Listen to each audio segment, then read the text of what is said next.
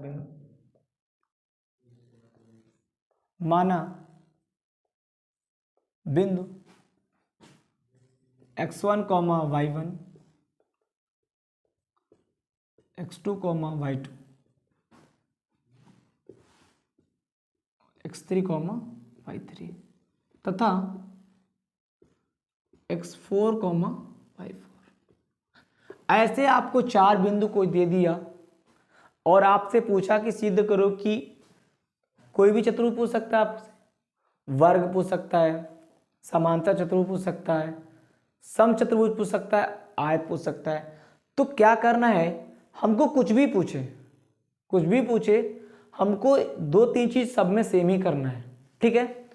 तो सबसे पहले मैं बता रहा हूं कि ऐसा कौन सा इसमें चीजें सब में सेम होगा। तो पहले क्या करेंगे हम, सबसे पहले क्या करेंगे, एक चतुर्भुज ड्रॉ करेंगे। हमको ये नहीं सोचना है कि यार ये आयत पूछा तुमको आयत ड्रॉ करनी है, नहीं, आपको बिल्कुल जैसा आपको सब फर्स्ट टाइम क्या करना है, आपको एक चतुर्भुज बना देना है। बाद में वो खुद ब खुद पता चल जाएगा कि क्या सिद्ध करना है, क्या है, ठीक है ना। वो कंडीशन देख के पता चल जाएगा कि क्या है। वही मैं सबकी कंडीशन बताऊंगा कि वर्ग कंडीशन क्या होती है, आयत कंडीशन क्या होती है, ठीक है ना। तो चलिए सबसे पहले क्या करना होगा, आपको एक चतुर्भुज खींचना होगा। जैसे मैंने चतुर्भुज खींच दिया, इसमें मैंने इसका नाम क्या रखा, ए, और इसका मैंने नाम रखा बी, ये हो गया सी और ये हो गया डी। हमने मान लिया कि ए का निर्देशांक हमारा x1, y1 है, बी का निर्देशांक है x2, y2 है, सी का निर्देशांक हो गया हमारा x3, y3 है, और डी कॉम हो गया x4, y4। ये हमारा चार बिंदु दे दिया। अब ये तो हमारा साइड भुजा हो गया। अब मैं बात करता हूं ये विकर्ण की। तो यानी कि इसमें चार चीजें, छह चीजें हैं। पहली बात, इसमें चार भुजाएं हैं, एक भुजा, दो भुजा, तीन भुजा, चार भुजा। तो पहले तो हमको निकालना होगा इन चारों भुजाओं के बीच की दूरी, यानी कि ए से बी के बीच की दूरी, बी से सी के बीच की दूरी, सी से डी के बीच की दूरी और डी से ए के बीच की दूरी। ये तो रहा हमारी भुजा की बात। अब आती विकर्ण की। विकर्ण देखिए हमारा ए से सी है, ए और सी के बीच की दूरी निकालनी होगी। बी और डी भी हमारा विकर्ण, यानी कि बी और डी के बीच की दूरी भी क्या करनी होगी, निकालनी होगी। तो हमको क्या क्या निकालना है, हमको निकालना है फर्स्ट ए बी के बीच की दूरी, सेकंड बी सी के बीच की दूरी, और सी डी के बीच की दूरी, डी ए के बीच की दूरी। और ये तो हमारा क्या हो गया, ये हमारी हो गई क्या, भुजा हो गया। क्या हो गया, भुजा हो गया। अब मैं बात करता हूँ विकर्ण की। तो विकर्ण हमारा क्या, ए सी, और इसकी भी फाइंड आउट करनी दूरी, और बी से डी के बीच की दूरी। ये हमारा क्या हो गया, ये हमारा हो गया विकर्ण। ये हमारा क्या हो गया, विकर्ण हो गया। हमको ये छह चीज सभी चतुर्भुज के लिए ज्ञात करना है। हमको ये सभी छह चीज क्या करना है, फाइंड आउट करना है। चाहे कुछ भी पूछे, हमको यहां तक तो सबके लिए करना है। आपको मैंने सिखा भी दिया कि दो बिंदुओं के बीच की दूरी कैसे निकलेगी, d बराबर √x2 - x1 का whole square plus y2 - y1 का होल स्क्वायर। इसके थ्रू हम क्या निकालेंगे, इन सभी बिंदुओं के बीच की दूरी निकाल लेंगे। उसके बाद हम क्या करेंगे, अब हम करते हैं कंडीशंस। कंडीशंस के बारे में देखते हैं कि अगर पूछ दिया वर्ग तो वर्ग कंडीशन क्या होती है, आयत पूछा तो आयत कंडीशन क्या होता है, समांतर चतुर्भुज पूछा तो समांतर चतुर्भुज कंडीशन क्या होती है, सम चतुर्भुज कंडीशन क्या होता है। हम सब पारा पारी देख लेते हैं एक एक नंबर कर करके। सब फर्स्ट हम स्टार्ट करते हैं किससे, वर्ग से। फर्स्ट स्टार्ट कर रहे हैं वर्ग से। अगर मान लीजिए हमको दे दिया वर्ग, क्या दे दिया, फर्स्ट हमारा क्या दे दिया, वर्ग। तो पहले देखिए एक वर्ग, वर्ग क्या होती है, वर्ग होता है वह चतुर्भुज जिनकी चारों भुजाएं क्या होती हैं, आपस में बराबर होती हैं। वह चतुर्भुज जिनकी चारों भुजाएं आपस में बराबर होती हैं तथा इसका विकर्ण भी क्या होते हैं, आपस में बराबर होते हैं। तो इस प्रकार के बने चतुर्भुज हम क्या बोलेंगे, वर्ग बोलेंगे। क्या बोलेंगे, वर्ग बोलेंगे। अगर हम इस चतुर्भुज की ये चारों चीजें निकाल रहे हैं, अगर ये चारों बराबर आ गई और दोनों का विकर्ण भी बराबर हो गया तो ये कैसे चतुर्भुज हो जाएगा हमारा, ये हमारा हो जाएगा वर्ग। जैसे कि हमने ए से बी के बीच की दूरी निकाला, ए बी, बी से सी की भी दूरी बी सी से डी की भी दूरी डी सी, और सॉरी सी डी, और डी से ए की भी निकाला तो क्या हो गया डी ए। यानी कि ये चारों चीज़ें क्या होंगी आपस में बराबर होंगी। जब हम वैल्यू फाइंड आउट करेंगे चारों की दूरी की भी भुजाओं की, तो चारों भुजाएं क्या आएंगी आपस में बराबर आएंगी, और इनका जो विकर्ण होगा, जो इनका विकर्ण हो गया ए सी बराबर बी डी, वो भी क्या होगा, वो भी क्या होगा, वो भी क्या होगा बराबर होगा। अगर हमारा ये कंडीशन इस चतुर्भुज पे फॉलो हो रहा है, अगर ये कंडीशन इस चतुर्भुज पे फॉलो हो रहा है, इसका मतलब एक ऐसा चतुर्भुज हो जाएगा, ये हमारा हो जाएगा वर्ग। कैसा हो जाएगा वर्ग। अगर इनकी चारों भुजाएं बराबर आती है और इसका दोनों विकर्ण भी बराबर आता है, इसका मतलब ये चतुर्भुज कैसा हो जाएगा वर्ग। ये रहा हमारा वर्ग का कंडीशन। अब हम दूसरा देखते हैं आयत।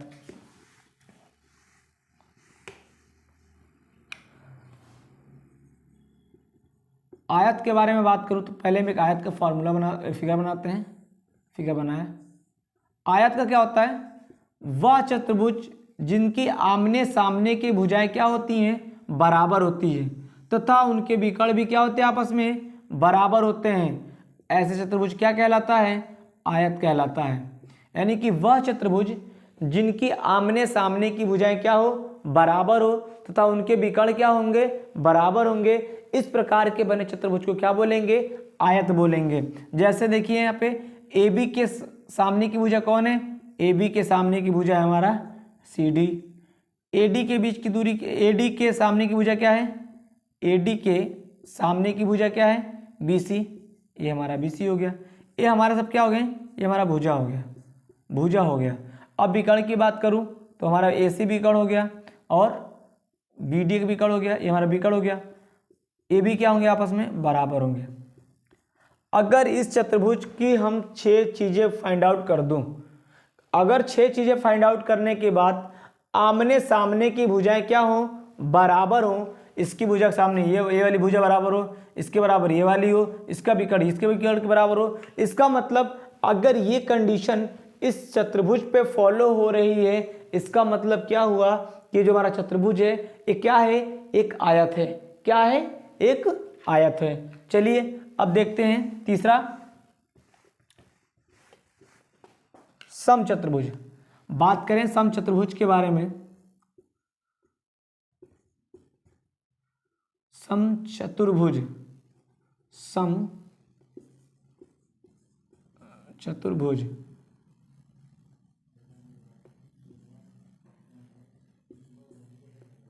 समचतुर्भुज के बारे में बात करें तो पहले हम बनाएंगे। समचतुर्भुज मैंने बनाया, सॉरी बन नहीं पा रहा है बट कोई नहीं, बनाना है समचतुर्भुज। चलो मैंने बना दिया, बना लेना, बन गया मैं उल्टा सीधा, बट कोई नहीं, आपको बनाना है अच्छे से। तो हमने माना इसको ए, इसको मैंने माना बी, ये सी हो गया, ये डी हो गया।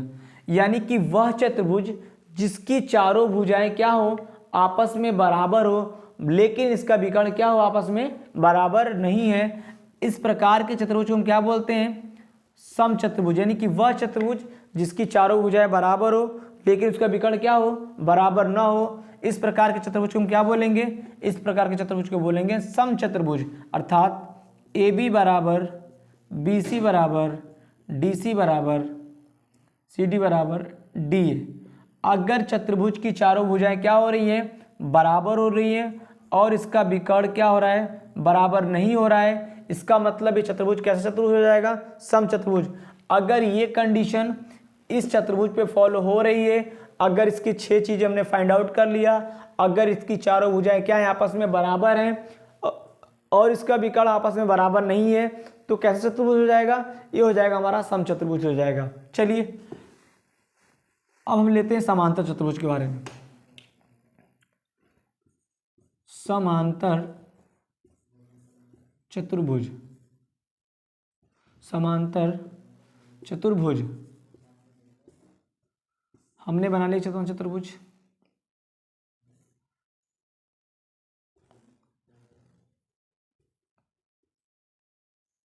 बन नहीं रहा, थोड़ा प्रॉब्लम हो रही है, कोई नहीं सब बनेगा। समचतुर्भुज ऐसे होती है, थोड़ा होती है प्रॉब्लम। चलो हमने बनाया इसको ए, इसको ना बी, ए सी हो गया मेरा, डी हो गया। हमने समचतुर्भुज समांतर चतुर्भुज वो चतुर्भुज होता है, यानी कि वह चतुर्भुज जिनकी आमने सामने की भुजाएं समांतर हो तथा आपस में बराबर हो, जिनकी आमने सामने की भुजाएं आपस में समांतर हो तथा बराबर हो, और इसका विकर्ण क्या हो, आपस में बराबर नहीं हो, इस प्रकार के चतुर्भुज को हम क्या बोलेंगे, समांतर चतुर्भुज बोलेंगे। जैसे ए बी बराबर सी डी और ए डी बराबर हो जाएगा हमारा पी सी, और इसका जो विकर्ण होगा वो क्या होगा, आपस में बराबर नहीं होगा, अर्थात नॉट इक्वल यानी बराबर नहीं होगा। हमारा क्या हो जाएगा, ये हमारा भुजा हो जाएगा, ये क्या हो जाएगा हमारा विकर्ण। यानी कि वह चतुर्भुज जिनकी आमने सामने की भुजाएं क्या हो, समांतर हो, बराबर हो, बट उसका विकर्ण जो है आपस में बराबर नहीं है, इस प्रकार के बने चतुर्भुज को हम क्या बोलेंगे, समांतर चतुर्भुज।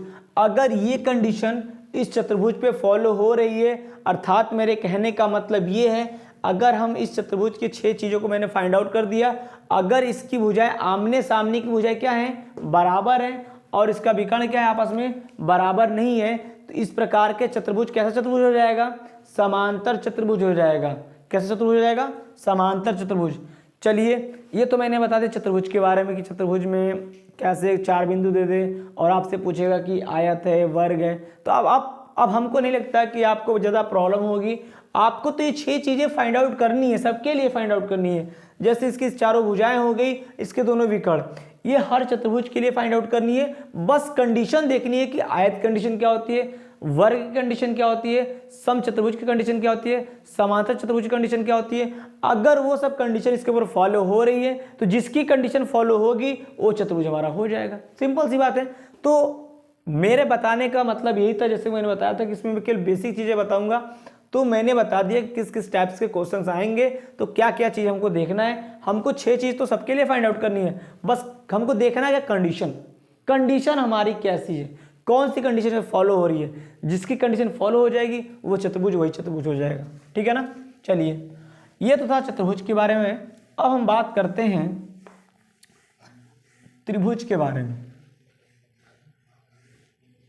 आप लोग को टेंशन लेने की कोई बात नहीं है, मैं ऐसा पढ़ाऊंगा कि आपको कभी किसी की हेल्प लेने की जरूरत नहीं पड़ेगी और आपको कोई और वीडियो देखने की आवश्यकता ही नहीं पड़ेगी। मैं बेसिक पढ़ा रहा हूँ। हमारा जो पहला एक्सरसाइज है कोऑर्डिनेट ज्योमेट्री क्लास 10 की सीबीएसई बोर्ड की, उसमें क्या है, उसी के बेसिक चीज़ों को हम बता रहे हैं कि उसमें किस किस टाइप्स का सवाल दिया हुआ है। और आज मैं पढ़ा रहा हूँ, इस वीडियो को देखने के बाद आप उस चैप्टर को सॉल्व करो, आपसे सारे क्वेश्चंस होंगे। ऐसा नहीं कि आप एक भी क्वेश्चन लगा ना पाओ, पूरी फुल्ली गारंटी के दे रहा हूँ मैं। चलिए, अब हम ले रहे हैं, कोई 3 बिंदु दिया हो तो कैसे सॉल्व करेंगे। चलिए, माना या कोई 3 माना बिंदु x1, y1, x2, y2 तथा x3, y3, ये 3 बिंदु दे दे। अब पूछे ट्रायंगल के बारे में या त्रिभुज के बारे में पूछे कि कैसा त्रिभुज है, समबाहु त्रिभुज है, समद्विबाहु त्रिभुज है, विषमबाहु त्रिभुज है, समकोण त्रिभुज है, ये त्रिभुज है कि नहीं है, ये भी चीज पूछ सकता है। तो कैसे हम चेक करेंगे कि त्रिभुज हमारा बनेगा कि नहीं बनेगा, त्रिभुज होगा तो कौन त्रिभुज होगा। टेंशन लेने की कोई बात नहीं है, बस आप देखते रहिए। बस वीडियो बिल्कुल भी आप स्किप मत करिएगा, अंत तक वीडियो देखते रहिए, आपको एक एक चीज आ जाएगा और आपको अपनी पहली एक्सरसाइज सॉल्व करने में कोई प्रॉब्लम नहीं होगी। चलिए, सबसे पहले हम क्या करेंगे, जैसे कि हमने चतुर्भुज की जब बात की थी तो मैंने बताया था सबसे पहले आपको चतुर्भुज एक ड्रॉ करनी है, उसकी क्या कहते हैं बिंदु को उस पर निर्देशांक को रखकर उनके बीच की दूरी से फाइंड आउट कर लेनी है। सेम कंडीशन यहाँ पर भी होगी। आपको त्रिभुज के बारे में पूछा जा रहा तो सबसे पहले वो क्या करना होगा, एक त्रिभुज ड्रॉ करनी होगी। तो मैंने त्रिभुज एक ड्रॉ कर दिया। उसके बाद क्या करना होगा, मैंने इसका नाम रख दिया ए, इसका मैंने नाम रखा बी और इसका मैंने नाम रख दिया सी। इस वाले बिंदु को मैंने मान लिया ए x1, y1 है, इसकी निर्देशांक मैंने मान लिया x2, y2 है और इसकी निर्देशांक मैंने माना क्या है x3 कॉमा y3 है। अब क्या करेंगे, हमको इन दोनों तीनों बिंदुओं के बीच की दूरी निकालनी होगी, अर्थात हमको a से b के बीच की दूरी निकालनी होगी, a से b के बीच की दूरी, b से c के बीच की दूरी अर्थात BC ज्ञात करनी होगी, और हमारा CA ज्ञात करना होगा, यानी C से A के बीच की दूरी ज्ञात करना होगा। ये हमारे तीनों क्या है, भुजा है, क्या है, भुजा है, ये तीनों हमारा क्या है, भुजा है त्रिभुज का। तो हमको ये तीन चीज सभी त्रिभुज के लिए हमको फाइंड आउट कर लेना है, यानी कि हमको तीनों भुजाओं की जो दूरी होगी ना, हमको क्या करना है, फाइंड आउट कर लेना है। चाहे कोई सा भी त्रिभुज पूछे आपसे आपको बिल्कुल भी टेंशन लेने की कोई बात नहीं है। बस क्या करना है, आपको एक ट्रायंगल ड्रॉ करनी है, त्रिभुज ड्रॉ करना है, उस पर वैल्यू पुट कर देना, कौन किसका निर्देशांक हो गया। उसके बाद आप क्या करो, इन तीनों भुजाओं की दूरी निकाल लो। अब उस पर फॉलो करें, देखो कौन सी कंडीशन में फॉलो हो रही है। जैसा कि मैंने चतुर्भुज में बताया कि इस कंडीशन का जो कंडीशन से फॉलो होगा वही चतुर्भुज रहेगा। सेम सिचुएशन इस पे भी होगा। अगर जिस ट्रायंगल का या जिस त्रिभुज का कंडीशन इस त्रिभुज के ऊपर फॉलो होगा, वो त्रिभुज हमारा क्या हो जाएगा, वही त्रिभुज हो जाएगा। जैसे कि अब मान लीजिए क्या दे दे, त्रिभुज ये तीन बिंदु दिया हो और पूछे दे कि बताओ त्रिभुज बनेगा कि नहीं बनेगा। तो देखो त्रिभुज की जो सबसे टर्म कंडीशन पहचानने, स्टार्टिंग त्रिभुज वाली जो बात होती है, अगर त्रिभुज की कोई दो भुजाएं, अगर त्रिभुज की कोई दो भुजाओं की योग तीसरी भुजा से बड़ी है, कहने का मतलब ये है अगर हम त्रिभुज के किन्हीं दो भुजाओं को जोड़े तो तीसरी भुजा से हमेशा क्या होनी चाहिए, बड़ी होनी चाहिए। अगर ये कंडीशन इस पर फॉलो होती है, इसका मतलब ये त्रिभुज बनेगा। जैसे मैं लिख देता हूं कि क्या होता है, किसी त्रिभुज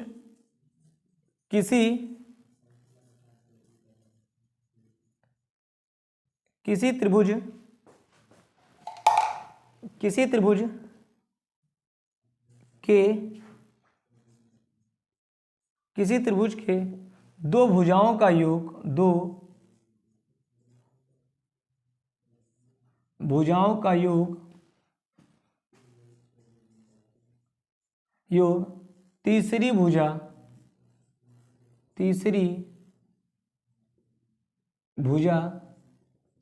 से बड़ी होती है। अगर ये जैसे कि मान लो तीन त्रिभुज मैंने दिया, ए बी सी मैंने मान लिया, हमने माना कि चलो A B plus B C का जो योग होगा वो सी ए से क्या होगा, बड़ा होगा, या ए सी से बड़ा होगा, कुछ भी मान लो, मैंने ये मान लिया। अगर किसी त्रिभुज के दो भुजाओं का योग तीसरी भुजा से क्या है, बड़ी है, इसका मतलब वो तीनों बिंदुओं से क्या बनेगा, त्रिभुज बनेगा। अगर इसका योग इससे छोटा आ रहा है तो त्रिभुज नहीं बनेगा, अगर इसका योग इसके बराबर है तो त्रिभुज नहीं बनेगा। बनेगा कब, जब इनका योग इससे तीसरी भुजा से क्या होगी, बड़ी होगी। तो ये क्या रहा, अगर ये कंडीशन इस पे फॉलो हो रहा है, इसका मतलब ये त्रिभुज बनेगा। ये रहा फर्स्ट बात। अब हम बात करते हैं त्रिभुज, किस किस टाइप्स के त्रिभुज होते हैं। तो हम चार त्रिभुज के बारे में ज़्यादा पढ़ेंगे जो सवाल में ज़्यादा आते हैं। पहला आपको क्या दे देगा, पहला आपसे पूछ सकता है कि सीधे करो कि क्या समकोण त्रिभुज है, सॉरी पहला क्या पूछेगा, समकोण त्रिभुज, समकोण त्रिभुज पूछेगा, समकोण त्रिभुज बोलेगा कि सीधे करो समकोण त्रिभुज है। तो भाई आपको पता भी तो होना चाहिए समकोण त्रिभुज कैसा होता है। तो चलिए, समकोण त्रिभुज वह त्रिभुज होता है जिसके एक कोण क्या होता है, 90 अंश का होता है, यानी इसका कोई ना कोई कोण 90 अंश का होना चाहिए। अगर ये कोण 90 अंश का नहीं है, इसका मतलब वो समकोण त्रिभुज नहीं, सॉरी समकोण त्रिभुज नहीं है। इसका एक जो एंगल होता है ना, वो हमेशा 90 डिग्री का होना चाहिए। तो इसको हम क्या बोलते हैं, जो हमारा 90 डिग्री का सामने की जो हमारा भुजा होता है ना, उसको हम बोलते हैं कर्ण। क्या बोलते हैं, उसको हम बोलते हैं कर्ण, इसको हम बोलते हैं लंब, और इसको क्या बोलते हैं, आधार। इसको बोलते हैं आधार बोलते हैं, ठीक है ना। तो कैसे पहचानें कि समकोण त्रिभुज है कि नहीं है। तो पाइथागोरस थ्योरम के अनुसार कण का वर्ग लंब के वर्ग तथा आधार के वर्ग के योगफल के बराबर होता है। अगर ये कंडीशन इसमें फॉलो होती है तो कैसा त्रिभुज कहलाएगा? समकोण त्रिभुज। मैं लिख देता हूं डिफिनीशन, उसका कंडीशन भी लिख देता हूं।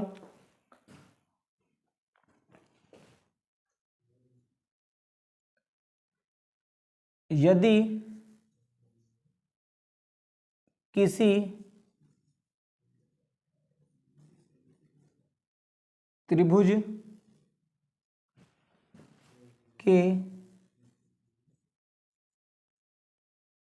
कण का योग, कण का वर्ग लंब के वर्ग, लंब के वर्ग तथा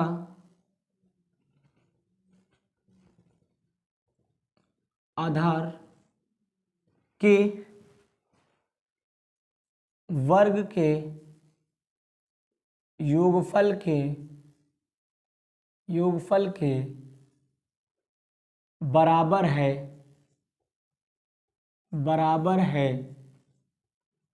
बराबर है तो वह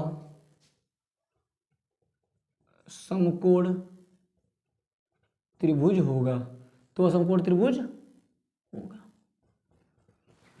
यानी कि यदि किसी कण के वर्ग का योग लंब के वर्ग तथा आधार के वर्ग के योगफल के क्या हो? बराबर हो, तो वो कैसा त्रिभुज हो जाएगा? समकोण त्रिभुज। इसका कंडीशन क्या होगा? इसका कंडीशन होगा कर्ण स्क्वायर बराबर लंब स्क्वायर प्लस का आधार स्क्वायर।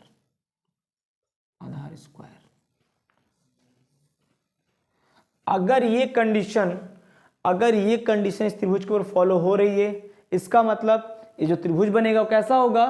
समकोण त्रिभुज हुआ।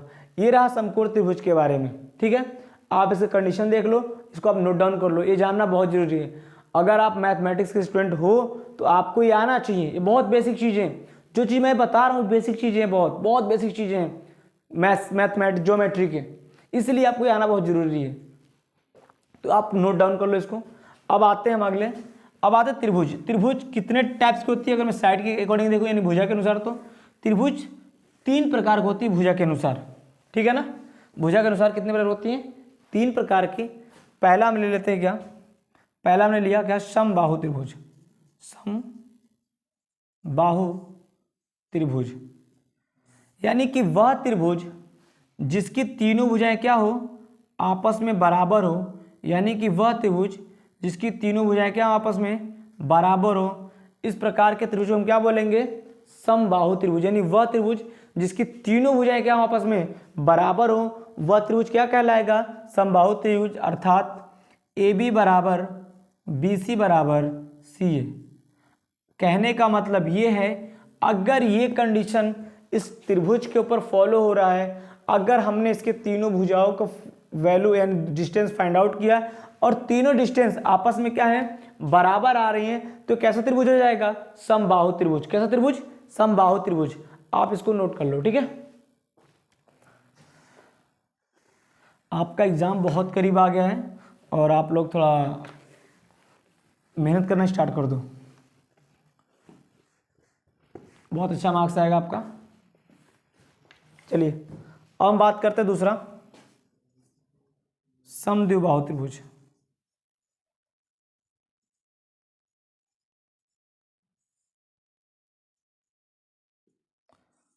यानी कि वह त्रिभुज, समद्विबाहु त्रिभुज किसे कहते हैं? वह त्रिभुज जिनकी दो भुजाएं, यानी कि जिनकी कोई भी दो भुजाएं क्या हो? आपस में बराबर हो, ऐसे त्रिभुज को क्या बोलेंगे?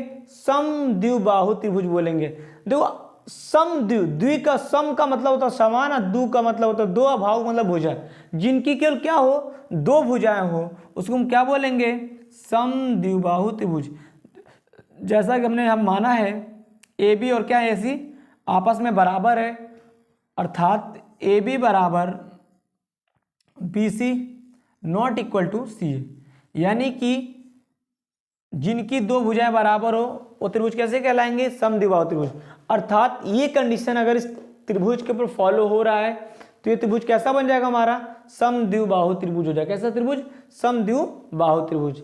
चलिए अब देखते हैं लास्ट त्रिभुज हमारा जो है वो है विषम बाहु त्रिभुज। विषम बाहु त्रिभुज। विषम बाहु त्रिभुज किसे कहते हैं? वह त्रिभुज जिनकी तीनों भुजाएं आपस में बराबर न हो, ऐसे त्रिभुज को क्या बोलेंगे? विषम बाहु त्रिभुज बोलेंगे। क्या बोलेंगे? विषम बाहु त्रिभुज। ये सही बन नहीं रहा है, कोई नहीं, आप देख लेना बस। क्या होता है इसका कंडीशन? क्या होता है कि तीनों भुजाएं क्या होती है? आपस में बराबर नहीं है। अर्थात इसका जो कंडीशन होता है AB not equal to BC not equal to CA। इसकी तीनों भुजाएं क्या होती हैं? आपस में बराबर नहीं होती हैं।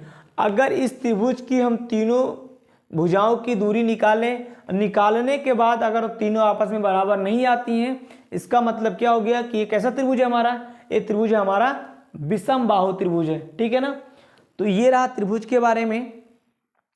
अब मैंने चतुर्भुज बता दिया, त्रिभुज भी बता दिया, दूरी का फार्मूला भी बता दिया। ये जो है ये सब बहुत बेसिक चीज़ें होती हैं, आपको आना चाहिए। ठीक है ना? तो अब हम देखते हैं। और हाँ, सबसे बड़ी चीज़ मैंने क्या बताया कि ये तीनों चीज़ ना, ये तीनों भुजाएं सब में सेम ही होगा। आप क्या करोगे कि चाहे कोई त्रिभुज बोलेगा, आप ट्रायंगल बनाओगे, उसके बाद तीनों दूरी निकाल लोगे। अब देखोगे कि इसके ऊपर कौन से कंडीशन फॉलो हो रहे हैं। मैंने 4 बताया, चारों में से कोई ना कोई फॉलो होगा, जो होगा वही त्रिभुज हो जाएगा। ठीक है ना? चलिए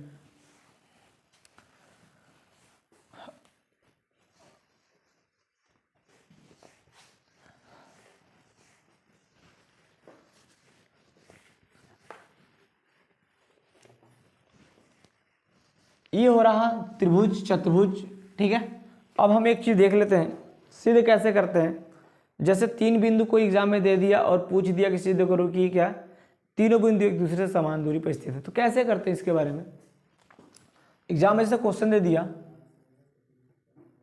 सिद्ध करो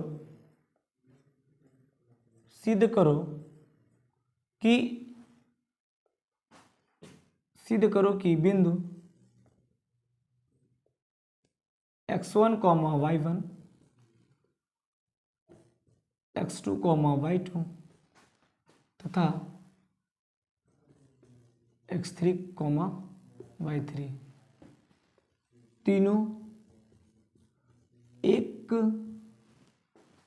तीनों एक दूसरे से समान दूरी पर है।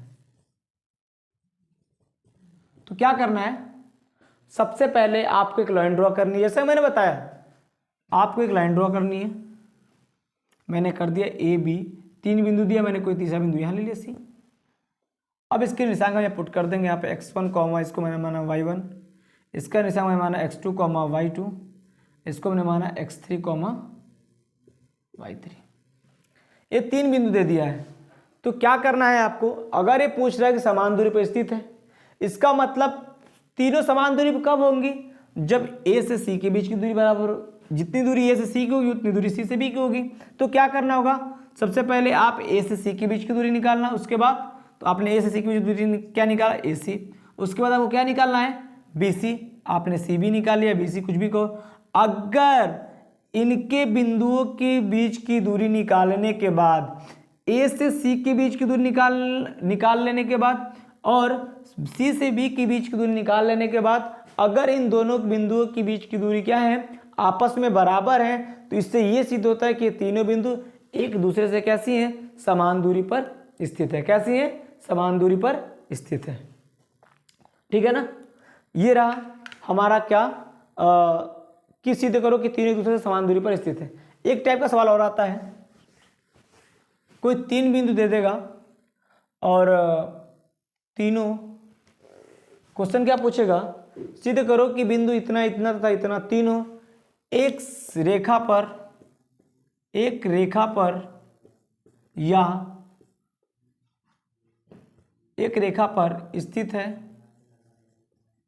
स्थित है या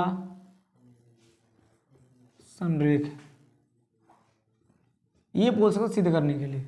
तो क्या करना है आपको, सबसे पहले जैसे मैंने बताया कि लाइन ड्रॉ कर दो, आप लाइन ड्रॉ करना है आपको। 3 बिंदु मैंने बता दिया, ले 3 बिंदु के बारे 3 बिंदु हमने ले लिया। इसका निशांक पुट कर दो x1, y1 कर दो। इसका ले लो आप निशांक x2, y2, और इसका x3, y3। 3 बिंदु ले लिया। उसके बाद क्या करना है आपको, a से c के बीच की दूरी निकालनी है, तो मैंने निकाल लिया a से c के बीच की दूरी। उसके बाद c से b के बीच की दूरी मैंने निकाल लिया, c से b के बीच की दूरी। उसके बाद क्या करना है आपको, लास्ट में a से b के बीच की दूरी निकाल लिया है, मैंने निकाल लिया a से b के बीच की दूरी। अगर a से c के बीच की दूरी और c से b के बीच की दूरी का योगफल a से b के बीच की दूरी के बराबर है, तो कैसा, इससे ये सिद्ध होता है कि ये जो तीनों बिंदु है एक सीधी रेखा पर स्थित है या संरेख है। इसका मतलब क्या है, अगर a से c के बीच की दूरी और c से b के बीच की दूरी निकालें और इन दोनों को हम क्या कर दें, ऐड कर दें, अगर a से b के बीच की दूरी के बराबर हो रहा है, इसका मतलब ये जो बिंदु है एक सीधी रेखा पर स्थित होगा या क्या होगा, संरेख होगा। तो आज इस वीडियो में हमने बेसिक सभी चीज़ों के बारे में बता दिया, जो चीज़ें आपको बहुत ज़्यादा इंपॉर्टेंट है। और मैं पूरे दावे के साथ कह सकता हूँ, अब आप क्या करना, इस वीडियो को देखने के बाद अब क्या करो, आप अपना एक्सरसाइज खोलो और पूरी एक्सरसाइज में जिस टाइप्स के मैंने बताया सवाल, पूरे सवाल भरे हुए हैं। अगर आपसे सवाल नहीं होगा तो बताना, देखने के बाद आपसे सारा सवाल हो जाएगा और ऐसा कोई सवाल नहीं होगा जो नहीं हो पाएगा, सारा सवाल होगा, ये मेरी आपसे वादा है। और अगर आपको ये वीडियो अच्छा लगा हो और लग रहा हो कि मैंने इससे कुछ सीखा, तो प्लीज़ मेरे चैनल को लाइक, सब्सक्राइब एंड कमेंट्स कर दीजिएगा। और जिससे क्या होगा, सब्सक्राइब करने से क्या होगा, अगर मैं नई वीडियो बनाता हूँ तो इसका